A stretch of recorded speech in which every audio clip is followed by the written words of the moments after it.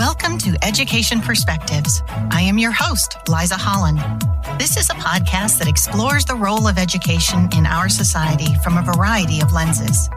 Education needs to evolve to meet the needs of today and the future. Solving such huge issues requires understanding. Join me as we begin to explore the many perspectives of education. Angelo Biasi is a senior-level business executive and transformational leader with a strong track record of developing high-growth, innovative, lifelong learning businesses and initiatives. His proven ability to disrupt, create, and execute on successful go-to market through to exit strategies, plans, and processes has involved operations, fundraising, product management, business development, human capital, market positioning and segmentation, lead generation and revenue, profitability, and growth. Mr. Biasi is a motivational manager and coach and an influential member of a high-performing executive leadership teams. Over the past 15 years, Angelo has acted on a passion to transform education at a global scale, and his experience in starting and leading high-tech mobile and media businesses to pioneer award-winning integrated education solutions that have changed the way we teach and learn. This led to a recent exit for MassiveU, Inc., a company he founded in 2013. As a lifelong learner recently completing an MIT Sloan Leadership Program and Executive Scale-Up Coaching Certification, Angelo continues to seek and implement the most advanced and effective tools, processes, and methodologies necessary for high-velocity, people-centric growth, transformation, and shareholder return. Well, welcome back to Education Perspectives. We are so excited to have Angelo Biasi as our guest today. Welcome. Thank you very much, Lisa. It's a pleasure to be here. I can't wait for the exciting discussion that's about to take place in the next 30 or so minutes. Oh, I know. Me too. I was very excited to see your email drop into my email, and I was like, oh, I have to have you as a guest. So let me kick you off with our first big question. From a 30,000-foot view, why do you think that we as a society need to invest in education? Oh, why as a society do we need to? I mean, of course, it's the seed to the future of work. You know, I'm a father of twin 17-year-olds. So for me, it's personal, as I'm sure it is with many. But, you know, what we've been seeing with our platform is the older that we get, the more set in our ways, change management. So we were just talking about this briefly. How do we create an innovation, creative mindset that translates into valuation when working for a company? So why is it important to invest? Why, I guess the more challenging question, invest in the right ways to train our students for a future of work that has never been more uncertain or threatening or opportunistic as it is today. So, you know, there's nothing more important than starting at a young age of, okay, you know, what does that look like? What is the best method? And that can't happen without a significant investment and an open mind, as well as the tools and the thought leaders that have some sense of potentially where the future may go. No one really knows. But that's a long-winded answer to your question of why it is so important that we invest in the right ways to train our students today for the future of work, which is, like I said, has never been more uncertain. I always say we're living through the greatest education and workforce transformation of our lifetime. The greatest education and workforce transformation of our lifetime. Look at coding, for goodness sake. You know, just a few years ago, it was like, you know, doctors, lawyers, developers. You know, you're set. You've got security. If you're a parent, you're like, oh, thank goodness, you know, my kid didn't choose art, whatever. But now that, I mean, it is great careers in art, a lot of security there, but a little bit more uncertain. But now developers and coding is at risk out of nowhere. Did we see that coming? Not really. You know, I had a conversation with a teenage student who was so excited about being a developer, and now they're just so despondent that they're planning on re-changing their whole career path because of that. And it's really kind of sad, but that's not the only career path that is going to have some bumps in the road. So how do we best prepare for that? Well, that's going to take investment. That's going to take an open mind. It's going to take less change adversity, less change management to do it the right way, and that's subjective also. So, wow, that was a tough question, but I hope I answered it all right. It's a good one. And I love it because I always get a hint of a different perspective on that answer. So it's been a fun question for this podcast. So I know that you are a bit of a serial entrepreneur, and a lot of that is in the education space. What drew you to education for your developing companies? Yeah, so I was an instructor at NYU for 10 years. I created the first course taught online and over mobile phones while I was teaching at NYU. It was one of my claims to fame. NYU wanted my course to be their first MOOC, the first massive open online course back in 2012, 2013. And I said, thank you, but I'm going to build my own platform. They said, great. They became my first client. And so I launched a company, raised several $1 millions, and we were off to the races. And we quickly pivoted after that. I started companies in the music space, started a magazine for kids who make music in grades 7 through 12, kind of the scholastic model for music textbooks. But once we started this company, we quickly pivoted when the Network for Teaching Entrepreneurship, NIFTY, gave us their textbook and said, hey, can you create a project-based social learning game that teaches our curricula of entrepreneurship, a topic that's near and dear to my heart. My parents are immigrant Italians who owned a 24/7 diner for many years. So as a blessing or a curse, I think entrepreneurship is in my DNA. And so we built this amazing platform and really got into this idea of how learning by doing is so important. It was social, it was gamified, it was project-based learning. And so really fell in love with the opportunity of taking curricula and complementing that with projects. The students work together and solve for things, they failed. We were just talking about, not enough struggle to create a creative or innovation mindset among our kids. And by failing and, getting frustrated through projects, rather than just a multiple choice summative or formative assessment, really developing those cognitive skills and that cognitive recall going way up. So developed that, started working with Pearson, McGraw-Hill, Scholastic, Blackboard, several K-12 partners. And then I really wanted to create something more scalable, something more collaborative, and started working on Solvably in 2019, 2020, and around the whole notion of collaborative, creative problem solving, of looking through the lens of everything being a problem to solve for. We have more than enough problems in the workforce, whether it be customer service or finance or HR departments, let alone in our own classrooms. It's one thing to learn the algebraic equation. It's another thing to see how using algebraic equations in AI, you can predict the stock market, a real world challenge, which is one of the challenges in our AI Center of Excellence for K-12. So really got into that whole thing, and it kind of like design thinking, Google Docs on steroids, and this whole notion of constructivism and student agency as you would find in an escape room. So building that into an experience where students could take a real world problem, work in a team, and that's hardly ever easy. Sometimes you have someone on your team who you don't necessarily get along with, or you have different styles or whatever, to put it politely, but really, we're just like you would in the real world. I'm going to have to communicate effectively. I'm going to have to collaborate. I'm going to have to solve a problem. And at the end of the day, as we talk about assessment, I'm going to have to be evaluated on how well I could not only produce a deliverable, the impact that I've had using my human intelligence. When we say human intelligence and AI and innovation is the ultimate skill set. So that's kind of my journey, most recently over the past 15 years, of being very committed to transforming education and workforce through the lens of collaborative, creative problem solving and innovation. And now with AI, that just takes it to a force multiplier.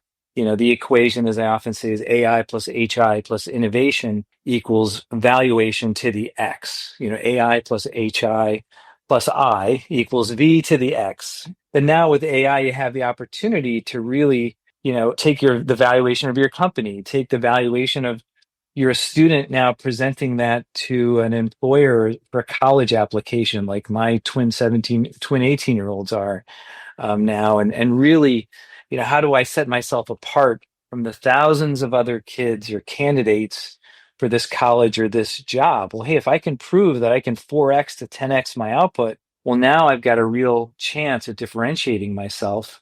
But how do I do that with evidence at scale and measurable impact? So that's a little how I've gotten here, and I've just fallen in love with creative problem solving, the three categories, 11 types of creative problem solving and design thinking. Yeah, how do we become good at it? Yeah. Was really the question that I often ask. And well, like anything, I think you need a process, and it could be design thinking, it could be some, form of that, which, we're big fans of constructivism, student agency, collaboration. But then it also takes a lot of repetitions if you're going to get very good at something. Mm-hmm. So the whole idea of, it's kind of like the martial arts, give me the tools, fine, but to become instinctive, I've got to be practicing that, continuously. So when that mugger does finally approach me on the street at 11 o'clock at night, I'm not even thinking twice about it, and I'm taking them out. So problem solving is very much like that, and looking at everything through that lens and innovation is where we've taken the platform and the company. And there's a lot of things in between that. I sold it and then bought it back, and I won't get into all the details, but a really exciting journey that I'm really committed to. And I think we need it more than ever today. Because I keep hearing AI, yeah, I mean, I call it the Ozempic pill of AI.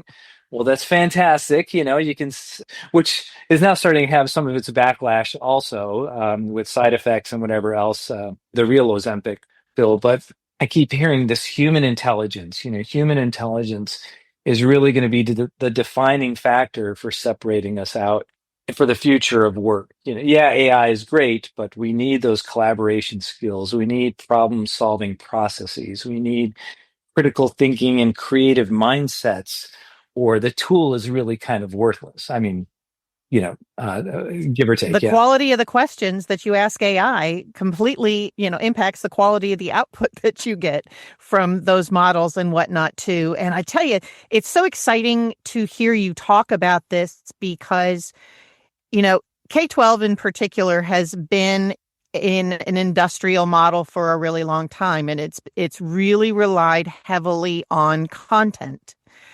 And unfortunately, our world today is not really so motivated around content. You've got that in your pocket and, hey, Google, tell me this. But what we do need to do is, regardless of the content, build those skill sets for how to solve a problem, how to take in a bunch of information, how to, plan, how to collaborate, all of those great things. But that has not been a big part of school. Are there lots of wonderful, bright points of light, I call them, out there, and some of the move towards project-based learning and that sort of thing in the classroom?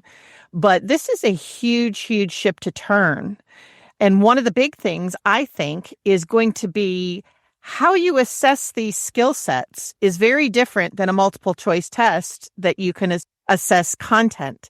And you've done a lot of work in that area, it sounds like. So I would love to kind of open the floor about how you think we might be able to create assessments that will actually measure these durable skills. Yeah, and I appreciate that question, Lisa. And we've really thought long and hard about reimagining assessments, beyond the traditional summative informative. And as I said, we would spent all building this active learning platform, treating learning as a performance.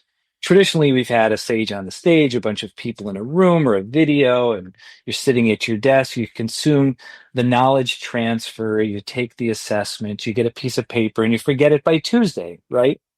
But that's not what happens in like an escape room like experience, which I call like a performance. You're learning by doing. You're you're tearing apart the room, you're trying the combination lock, you're failing fast, you're iterating, you're working in a team. And so we baked all that into the learning performance. But then when it comes to assessment, let's just take durable skills. So there's a couple of different ways. Yeah, all right, collaboration is very important. It's one of the top 5 LinkedIn, WEF, skills for the future of work. Okay, well, how do we develop, track, and report on collaboration skills? Well, you got to have 2 people to do that. You got to have a team, right? Okay, well, we've got it. Our platform is a team-based learning performance, learning experience. And so when they complete the experience, the final phase of our platform, of the Solvably platform, is this authentic assessment.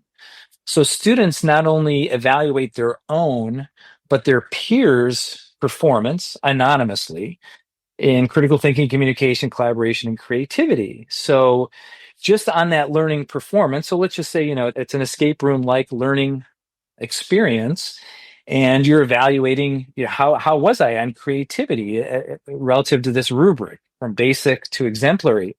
And then anonymously, how did my peers perform? And from that, and also the facilitator has the instructor has the opportunity to also contribute, and you get a 360. And so we thought, oh, this is really, exciting, because now we're getting like after the first one that you've done, that you're going to be evaluated by your teammates. And if you're not performing well enough on critical thinking or communication, you better step up your game, or your teammates are going to ding you, and it's going to be averaged in and whatever else. And so we're very proud of the fact that in our e-portfolios, you can share not only your soft skills averaged out, by yourself, your peers, and your facilitator, but then also show your longitudinal efficacy over time. So the more challenges that you solve, the more you can see if you're progressing or regressing relative to these durable skills. And so we had a lot of great success with that, building that into the Solvably platform. And then we had an experience where we were presenting to a large healthcare company in the talent space, and they said, well, this is great, but how are we going to evaluate 15,000 performances? And we were working with another K-12 provider of 300, and so that gets a little crazy. And so, similar to Tesla, Tesla doesn't see themselves as an EV manufacturer, an automobile manufacturer. They see themselves as a data and AI company. What does that mean? Well, they have 1 million cameras on those cars, and they're collecting tons and tons of data, how you're driving, how the car is performing, and when you're speeding, when you're not. And that allows them to get into the insurance business and other things. And that's why Tesla is 100x, is because it measures the success by the consumption of product rather than the quantity of products sold.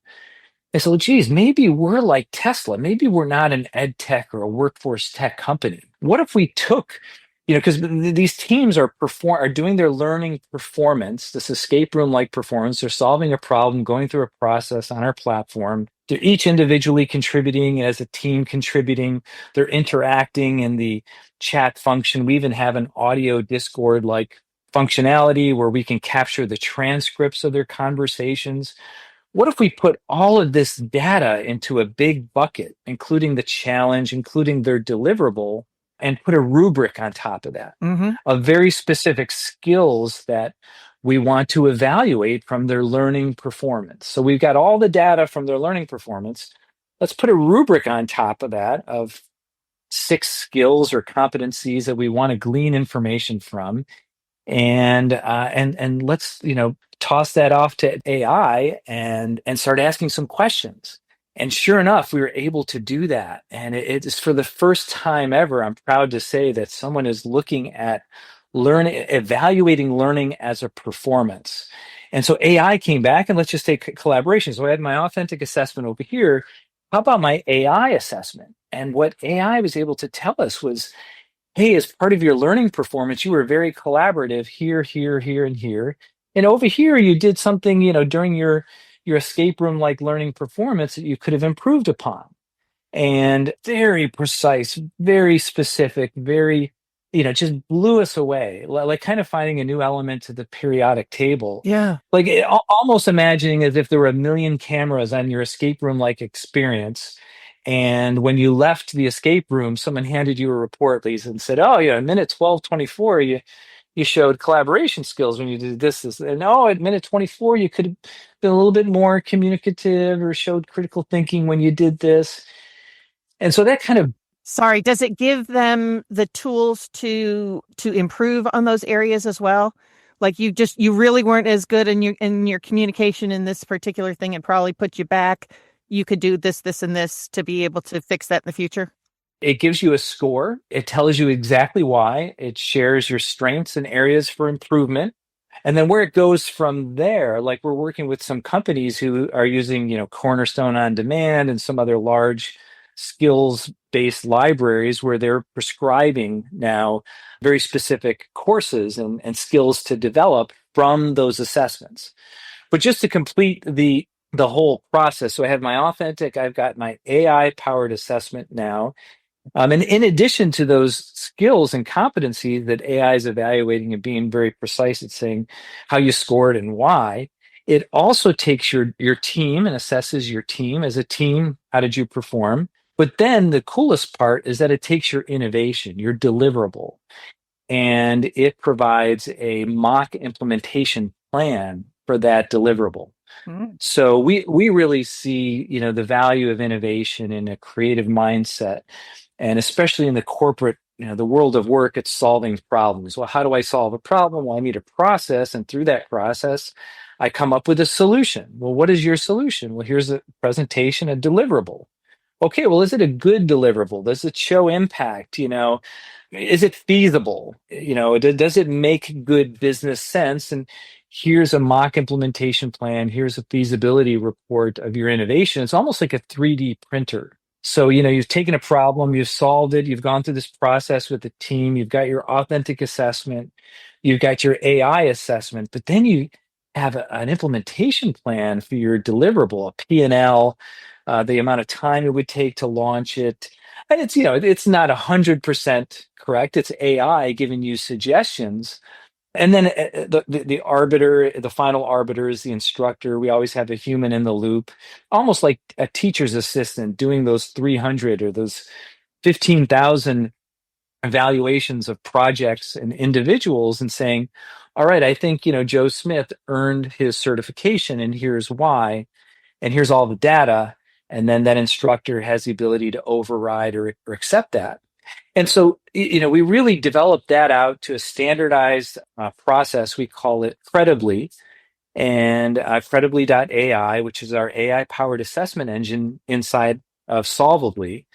And to further take that out, now there's the ability to customize those certifications, those rubrics, those skill stacks to evaluate the challenges. We call that Cert Lab. So any company, any higher education institution, any K-12 school can now create custom certifications based on very specific skill stacks and rubrics that are specific to them, custom to them, bespoke, and evaluate those custom real world challenges that teams are solving for. And just when you think, and I know this might seem like a lot of information, but it's really cool.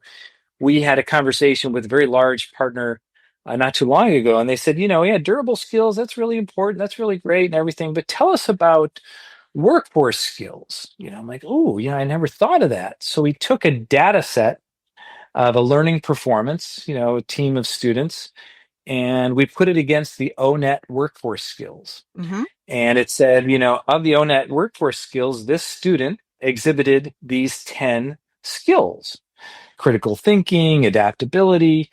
And then we got crazy, Lisa, and we said, okay, well, tell us what careers that student might be good at or interested in based on her learning performance, because we had all of the data, Yeah.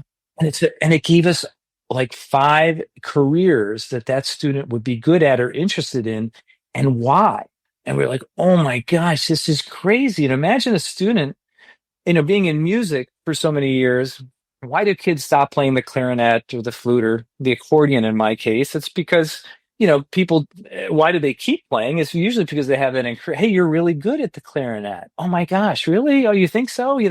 And they keep playing and they get better and better. And usually around high school, students start to play less and listen more, for the most part. But, having this, oh, wow, and, creative analyst or, marketing director for a sports company. I never thought that I would be good at that, but based on my learning performance data from the challenge I solved for working in a team, it says this might be a career I should look into. Wow, I didn't think I was good at that. And now it has precise information that's telling me, yeah, you might be pretty good at this. So I might get interested in that. And that could be the spark that turns a student around from a very young age. And especially with such an uncertain future now, we can just get tons and tons of data on what does the future of this career look like. And you could kind of, take it from there. So the outcomes are limitless, but it all comes back to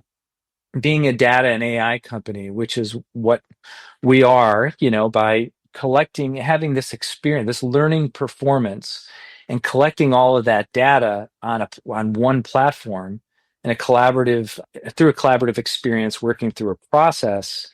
Having all that data just now allows us to really get very precise and very unique insights into skills and competencies, innovation feasibility, career trajectory. We could put it up against different models. My instructor from MIT, who in leadership has written several books and has a company, and we took her rubric against the data set. It was just mind blowing to see how these students performed relative to that. But it's all based on having the data.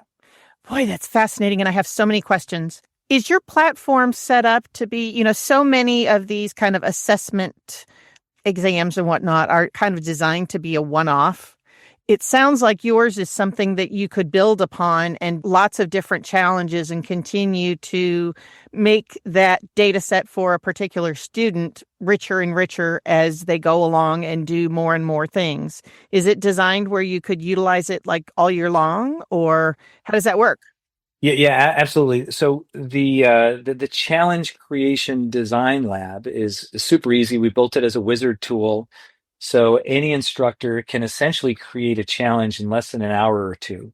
And now with AI, the correlations to standards, the learning objectives, we have Webb's depth of knowledge, all four layers baked into the design tool, the theory of collaborative creative problems. So it has all the theory baked in. And yes, you can create it very specific to the content that you might be teaching or the progressive applications as a student progresses. But where this gets really interesting is with corporations and the future of work. And this is the great announcement of our work-based learning center of excellence.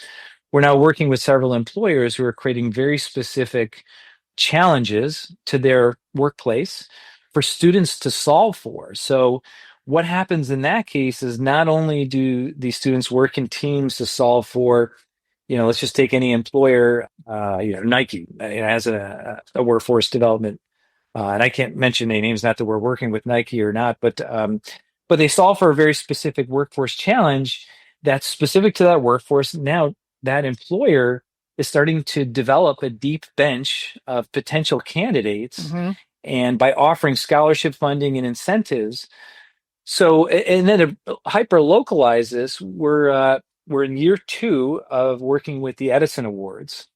And this is kind of a fun program where for a very specific Lee County, there's 20 high schools that are solving for a community workforce challenge. Last year, it was more jobs and people to fill them in education, healthcare, construction, logistics, and manufacturing.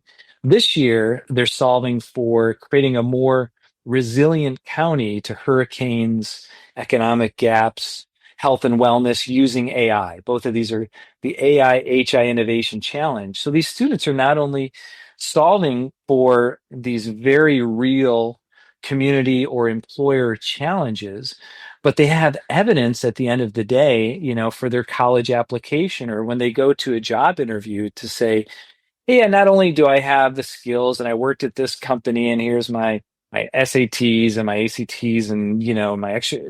Here's a challenge I solved for a community workforce challenge working with three colleagues using AI. Here's my evidence, and here are my soft skills that show that I can work well in a team, solve a problem. Here are my scores and my precision on that. And oh, by the way, here's this one of the students from last year. I'm mentoring her to she's going to be starting a business with the solution she came, and it's really fantastic. She's really smart, and she's like, I want to do this for a living. Would you help me? I'm like, oh my God, yeah, of course. That's so cool. But a year ago it was like nothing. But it's like unlocking this creative mindset, this innovation mindset. And I think, at the end of the day, and I know I shared a lot, but that's the future of, all right, how do we survive and thrive and really give our kids a gift at this, or our employees a gift. Well, let's give them the gift of a creative or innovation mindset. Let's give them the tools. Let's give them a process. Let's have them fail fast like you would in an escape room. I've done an escape room where they're very successful and you're working as a team, everything's going great, and you crush it in 45 minutes. And then other times you've got a dud on your team and you're like, oh, how do we persuade and get Joe off his butt to kind of get this stuff going, but that's very much the real world. It's not going to be for amazing colleagues or cohort that you're working with, and it's that failure of trying the combination lock and then trying it again and looking at the clues. Your cognitive recall goes way up, and through that process you're learning and you're developing not only the subject matter expertise and what went into it, but your durable skills. And now we have the ability to assess and evaluate that, which is, as a performance, which is really, I don't know. And I've been in this business for quite a while, and I talk to a lot of people, and it's so surprisingly is that not many people are really talking about it like this, like learning as a performance. It's not, that doesn't surprise me at all because, and coming from the parent perspective, a number of times people get so very fixated on all of these test scores that, and where we are reaching and all that kind of stuff. And I keep saying, are we sure we're measuring for what we really want? And people are like, huh, what? And so that doesn't surprise me at all, but it's definitely where things need to be going. This is so incredibly exciting to me. That actually kind of brings us to a good point we're talking about, because this is revolutionary stuff, right? And it's a paradigm shift for a lot of people. What kind of challenges are you facing in being this disruptive and revolutionary and transformative? Oddly, and not surprisingly, it's the change management, and the older that we get, the more set in our ways. We do this. One of the things I'm most proud of is that solvably incredibly.ai, we have third graders as well as business executives on the same platform. That's another thing that I've yet to really see. The same UI UX works just as well for a third grader as it does for a CEO of a large 17,000 person company. But at the end of the day, it's, do they get it? Are they committed to change? Are they willing to do the work? And we're taking a step sideways now where it's like, well, AI, I can just type in this and I get an answer. Well, yeah, but that's, so can everybody else. And if we really want to create a productivity advantage and pass 15 cars in the rain, if we really want to do that, well, it's systemically creating an organization of change and a willingness to do the work and to equip them with the human intelligence skills as well as the AI tools to create innovations, solve problems. So to go back to your question, what are the biggest challenges? I mean, for one, it's just getting the word out and just saying, yeah, this is the way I really believe that we should be doing this. I hear a lot of people talking in circles. Oh, it's human intelligence and AI, and then innovation always makes its way. But there's never been a greater time to equip everyone with this process, with this skill set. And I keep coming back to an innovation mindset. I know growth mindset was a big thing for a while, but an innovation mindset, a creative mindset, And when we work with students like the Edison Awards, it's just so fascinating because, and like any escape room at the beginning, even our older students, they're bumping around and it's uncomfortable because you're not, we're so used to direct instruction. And I think we've become like almost addicted to it. Like, well, wait a second. No one's telling me what to do. I don't know what to do. This is unclear. Get me out of here. I'm anxious. I'm claustrophobic, get me out of this room. And they're like, no, no, no, hold on, just trust the process. And then little by little, they start thinking critically and being creative and working with their team. And then they turn into this childlike, and they're coming up with products and innovations and they're naming them and putting a logo to it. And then they're thinking about the business impact and they're working with their team. And that happens a little bit slower. The older, Yeah. audiences that we serve, the younger audiences, somehow the sparks go off a little bit sooner, which is also very fascinating. But I just hope that we don't get so far gone into typing in a question and getting an immediate answer. We have such access to that, through ChatGPT and Claude and Gemini and so on, that we're almost like going back old school and saying, hey, no, it's the process. And it's putting, we did a program for a healthcare company with one team had a clinical nurse, someone from the innovation team, someone from leadership, and then someone from finance on the same team solving for the same problem as five other teams. And just that magical makeup of four completely different functional leaders solving for a problem, made their solution so much different from the other five teams, yet they were all working on the same problem. Yeah. So that is also another phenomena of this problem, team-based, collaborative, creative problem solving. We get a lot of folks that say, "Oh, can we do it as a team of one?" Well, yeah, you certainly can. You can't collaborate. Just don't get the benefits of those other things. Yeah. Right. But, where do we get the greatest value? Well, by putting, very different people together and mixing and matching them and getting different perspectives, that's where it's the most fun because you see, their minds just, and they're all contributing and offering something. They're looking at the problem, very, very differently. It's kind of like as if you did the same escape room 3 days in a row with three different teams. Well, guess what? You would have three different experiences, three different outcomes. It'd be three completely different solutions.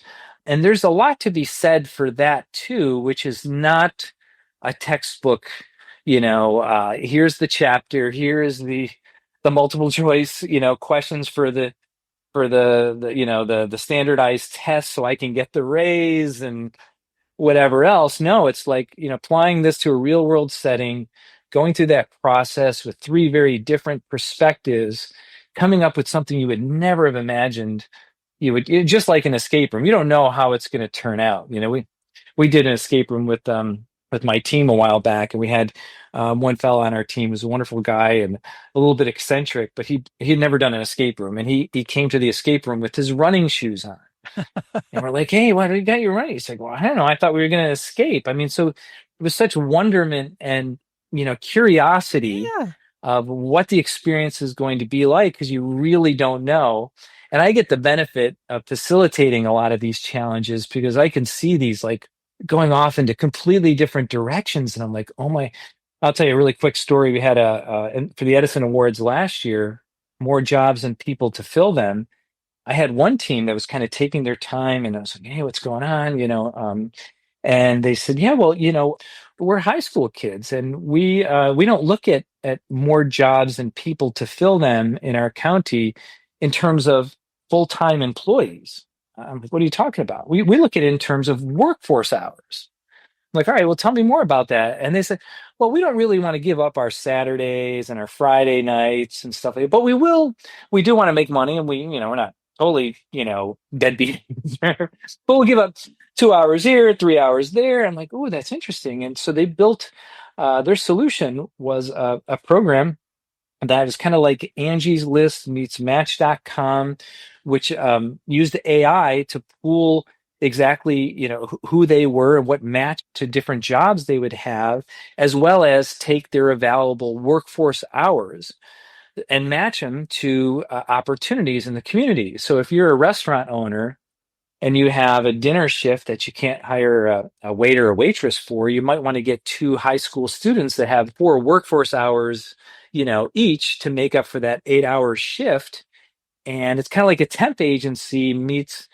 I was like, oh my God, the thinking that went into that, I would have never come up with it, Yeah. but it was so brilliant. We're going to use AI, and how we approach this problem. We don't look at it in terms of, full-time employees, temp agency, but no, hours. Like, oh my gosh. Like, so you just never know where it's going to go. So it's kind of like an escape room. You really don't know where it's going to go and how successful you're going to be and where the aha moments and the failed combination locks are going to happen. But once that happens and the sparks start to fly, you're like, oh my gosh, the potential is just insane when we start thinking of all the world's problems that we need to solve for and but they need a process. They need a little bit of guidance. They need access to the tools, and then they need repetition. Right. So Wow. pretty cool stuff. No kidding. No kidding. You've got my hamster wheel turning like crazy here. That is fabulous. I just keep, every time I think of one more way to be able to implement this type of a platform. I mean, it can be social solutions, it can be business solutions, it can be just about anything. That's amazing. Well, we are coming to the end of our time for this. And so what I would love to kind of throw out to you is, as part of this challenge and getting the word out and all that kind of stuff, what would you like for decision makers to know about this new technology and why it's important? Yeah, well, that's a great question. Well, I keep coming back to this word innovation. With all this uncertainty, all of this fear, oh, we're going to lose all these jobs. Oh, it's going to increase the GDP. Oh, I don't know what to study, if there'll even be a job waiting for me when a robot's going to be ruling the world. Oh my God, it's enough to drive anyone crazy for 10 minutes if you really start to think about how nuts things can really get. Then the government's going to do this, but I keep coming back to, innovation, AI plus HI plus innovation. If you really are a decision maker for a company or for a school, or you're a teacher who has the ability to really make change with your students, the best gift you can give them is an innovation or creative mindset. The best thing you can do is give them a process. So, teach them how to fish, but do so in a way where they're using their human until they can prove it. They can fail. They can learn from that failure. They have some struggle. It's not comfortable. Like I said, our platform at the beginning, I can almost predict that there's going to be someone who raises their hand and says, this is not clear. Like, well, no, it's that's right. That's the whole Yeah, point. thank you. Like, no, I don't get me out. It's not clear. That sucks. No. So, but yeah, just giving them the process to do that using the tools. And once you have that, it really is a gift. It's kind of like I said, this is very much like the martial arts. Once you have that instinctive, way to block a punch, and you're practicing it every day.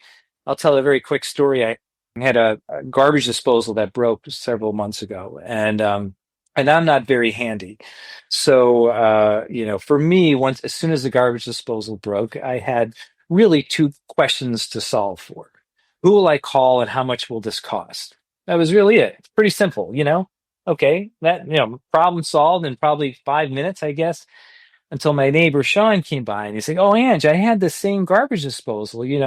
I fixed it myself. Even you can fix it." And I'm like, "Sean, you don't understand." Not my lane. No. Okay. And then my wife kind of overheard the conversation. She got involved, and the challenge was on. And so now I couldn't, I just couldn't let it go. So what did I find myself doing? I was identifying constraints. I was identifying what I know. I was doing research of the different, YouTube videos and I found myself at Lowe's, and then I'm under the sink and I fixed it and I turned the button on and it runs. And I was just like, oh my God. And then of course it failed like a couple of months later. I mean, iteration is a part of collaborative creative problem solving. But the point of the story is that Now the next time a major appliance goes down, I'm going to look at it with a different tool set, with a different mindset. I'm not going to look at it in terms of who do I call, how much will this cost? I do know what my limitations are, but I'm going to tease it out a little bit of like, okay, well, Might be more what will open. it take? Yeah, what are my constraints? What kind of research do I need to do before I really throw up the white flag and, kind of give in? And it was kind of a fascinating epiphany for me of like, wow, I'm really that we have access to information. We just don't have, and now even more so, we have access to asking a question and getting an answer. So we're really on this, cusp of, do we go 100%, Ozempic pill, or do we use our human intelligence to solve problems and do things using a process?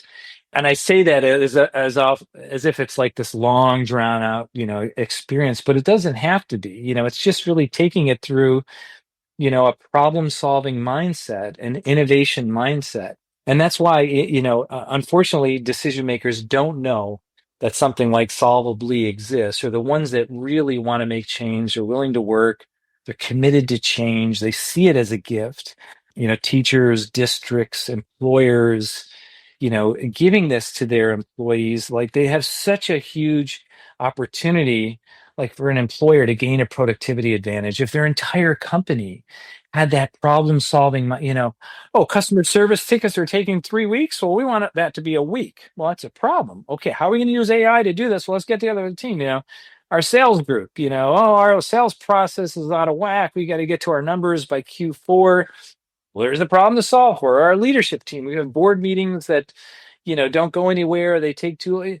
Okay, I mean, you don't have to go very far to find a whole, set of problems in any institution or an employer. But and once you do, and you have that mindset, it's amazing. I speak with a lot of chief innovation officers, and I had a conversation a few weeks ago with one of a large company. And it's like, oh my God, chief innovation. That's like such a great title. I would love that title. You have a large company. You wake up in the morning, I'm the chief innovation officer. I'm like, oh man, that's really cool. And I'm like, what the hell am I going to do today? Like I got to innovate. I got to bring innovation to the company. I've got to speak in front of the board, and I got to talk about how we're innovating. And when I was speaking to this chief innovation officer, she said, oh, yeah, all the problems end up in my desk. And when we solve a problem, when we basically like the crisis resolution center. Yeah, crisis resolution center. I'm like, that is so far from innovation as anything else I've heard. Wouldn't you want, instead of one big hammer in front of your desk, to give everyone in the company little hammers? Yeah. That's the legacy that a chief innovation officer should be striving for. Let's make everyone be a problem solver, so I could just put my feet up on the desk and really solve the big ones, rather than all the crises. So I know that was a long, long answer to your question, but I think the greatest gift we can give our students and our employees is the gift of an innovation or a creative mindset.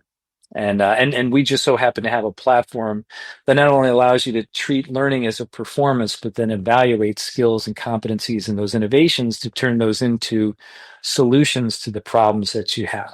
Oh, fantastic. Thank you so much for sharing all this. And I will make sure to drop links to all of your wonderful platforms and whatnot in the show notes here. But thank you again so much for taking the time to share the possibilities here. I mean, I'm jazzed. Oh, awesome. Well, thank you so much for your time. And thanks to anyone who's listening to this. I get pretty excited about it, but it is a pretty exciting topic, and we're doing it. We have the opportunity to really change the world. I believe we're going to do it. It's just, it takes time, and we got to get the right people who really get it and believe it, that believe in the possibilities. It's amazing awaits. So thank you so much, Lisa, for inviting me onto your podcast. It's been a great pleasure. Fabulous. Thank you so much for listening to this episode of Education Perspectives. Feel free to share your thoughts on our Facebook page. Let us know which education perspectives you would like to hear or share. Please subscribe and share with your friends.